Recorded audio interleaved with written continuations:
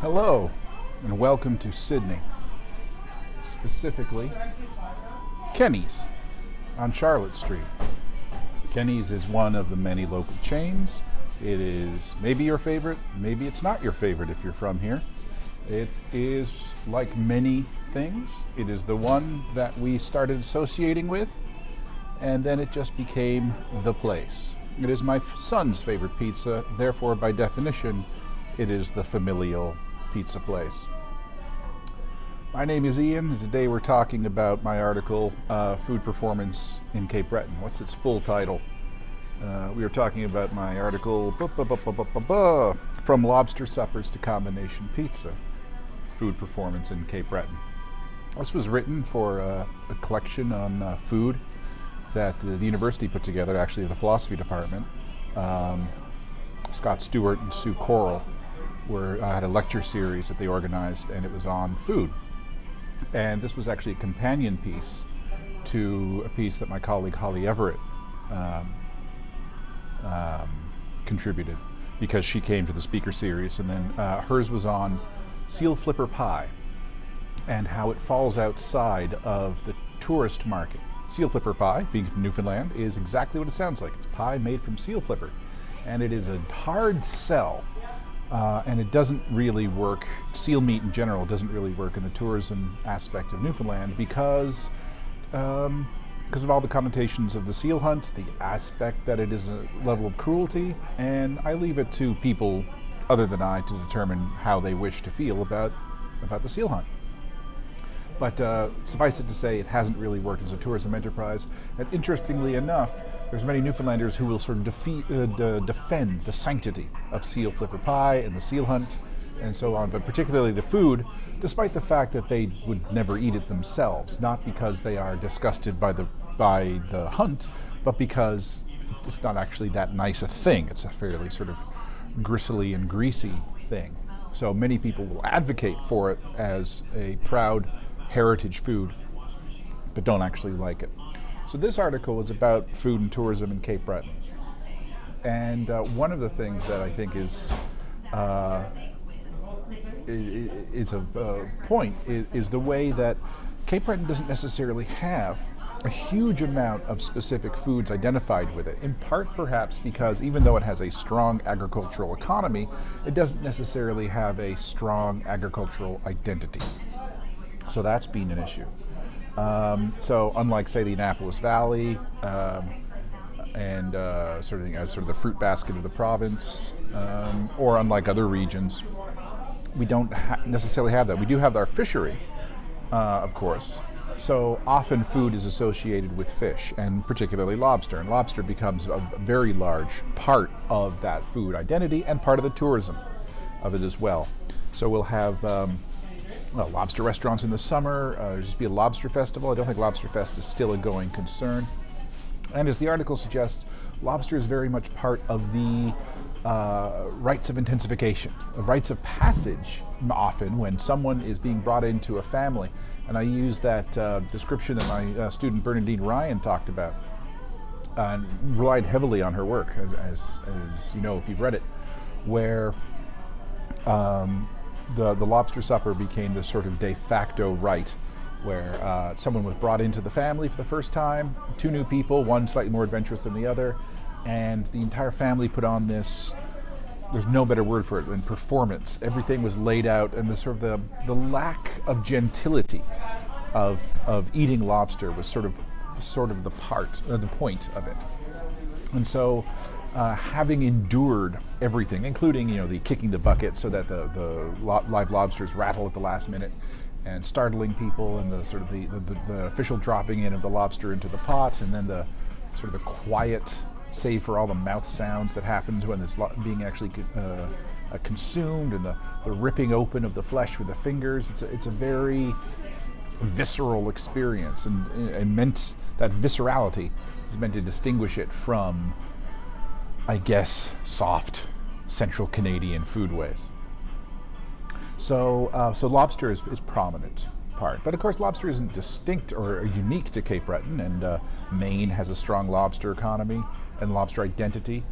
New Brunswick has that big lobster statue, and lobster in PEI. Also, all four, I guess, aspects have lobster as quite prominent in their worldview. So how do tourism? What is sort of distinct about Cape Breton food tourism? Well, often it is how it's draped, not so much the food itself. So the idea that what distinguishes Cape Breton food is the view and hospitality. And so many of the restaurants are about the pastoral or the seascape that you can see from the restaurant, and the charm of the people who deliver it. So down at Governor's, which is just down on the waterfront, that's one of the first restaurants that you come to after the ship terminal from the cruise ship pavilion. If you're walking into the downtown, it's one of the first restaurants apart from Flavor on the Water. It sort of is a beacon of Scottishness, and so the interior decoration is filled with Scottish prints and hunting lodges and so on, kind of a very quasi Robbie Burns thing. There's Gaelic all over the walls. They use that sort of Celtic font. Gaelic keys everywhere. It's just like a tattoo in the 90s in there. And the drinks menu is filled with Scottish themed cocktails and shots, and the waitresses are in kilts, the whole 9 yards. But the food itself is basically it's standard, very good. Nothing's complaining about the food. There isn't necessarily anything extraordinarily Cape Breton-y about the food, or even Scottish about the food. It just kind of is. Celtic Lodge, Inverary Resort do similar things. Their food menus are hinted with this Celtic identity, in part because that, as we know from our readings of Ian Mackay and readings of Bert Feintook and our readings of Keith Brown and Ruth Ann Geddes, that is often what people are coming here for. So the food that is oriented towards the outsider, the culinary tourism enterprise, is very much, and it might have changed in the past couple of years, but certainly at the time of that writing, it is very much oriented about this, to meet the expectations of, the Scotland you can drive to. But then, what doesn't make the food menu? And when I think about, when I read, and I still encounter it, but when I was reading sort of Cape Bretoners' actual responses about what they miss, what food they associate with, it was pizza. They had their particular parlor, but Cape Bretoners from away would talk about how you can't get good pizza west of the Causeway, probably actually west of outside of Cape Breton County for that matter, and the big laments about the state of pizza available to them. People who went out further west, not simply to Halifax, but to Ontario or to Alberta and the oil sands, compounded that sense, compounded that feeling that a taste of home was Cape Breton pizza. And Cape Breton pizza is fine. It has its sort of certain distinctiveness. People who aren't from here are like, yeah, it's fine. It doesn't necessarily resonate, but people from here have that same amount. And that's not something you can necessarily market. It's not something you can necessarily communicate in tourism industries. So that's a good example of that sort of private reality. That you have a whole food area that can't be really considered part of, say, like the Nova Scotia Doers and Dreamers Guide. It would be very difficult to market Cape Breton pizza to the casual tourist. And so it drops off. But then again, it's Friday night in the middle of a pandemic, and this place is full, and orders are going out the door. And it's like this every night, and every Friday night. More places have opened. A friend of mine told me that the Kenny's, which is this one, has finally opened a branch out in where was it? Clayton Park in Halifax, and it's booming because finally Cape Bretoners in Nova Scotia, in Halifax, can get good Kenny's pizza. The rivalries are interesting, and in the reading we talk about how this taste of home is very, and we often neglect to consider the local parlor as a place. In my food course, I'll talk about Tim Lloyd's article on Cincinnati chili, which has become an iconic food in Cincinnati and parts of Kentucky. But just as importantly, it's the association with this particular parlor. And because the pizza, half of it has to do with taste, and half of it has to do with association. That what makes it taste of home is the fact that it's the taste of home, that it's the pizza that you have every Friday night. It's the pizza that you might go to for, after for a birthday party or a celebration of some sort. And that is the taste that people come back to. Again, you can't market that. I've done a little bit of work after this, nothing that got published, but on top of this is the pizza burger, which would be a really fascinating thing. Pizza burger, was it Paul's? The place in, it's based in Whitney Pier, and basically it's a hamburger bun with pizza sauce, some pizza mozzarella, and a couple of slices of pepperoni. And then it's shrink wrapped, it's thrown into a fridge at a gas station, and then you buy it, and then you microwave it, and you squabble it all down. Sounds delicious, doesn't it? And that's the food of an entire generation of Cape Bretoners, industrial Cape Bretoners. That is the lunch that you have in middle and high school.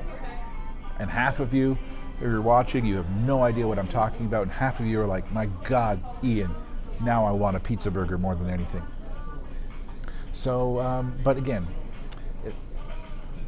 one of the things that I find so fascinating is this ongoing tension between what we are thinking about when we're thinking about Cape Breton and what Cape Bretoners are thinking about when they're just thinking about the things that are important to them. How some things get labeled as inappropriate to talk about. I came across pizza burgers when I was in an intro class, and I was asking, it was a section on food, and I was asking about what is this particular thing? What is a Cape Breton food? And class sort of looked at me dully, and they were saying oatmeal and lobster, and just going through the answers. And then one kid in the back said, pizza burgers? And that's when the class lost it and said, yes, pizza burgers. So why isn't this included in conversations when we talk about what is Cape Breton culture? It's because it doesn't meet what we imagine to be the cultural expectation. It doesn't seem to me what I think, again, I is Cape Breton, what I think the answer that you are looking for when you are asking me, what is the Cape Breton thing? Because this thirst for identity, the need to sort of locate specific characteristics has to do with sort of distinction. And there's nothing, maybe you could make an argument for the history of Cape Breton pizza and its taste palette.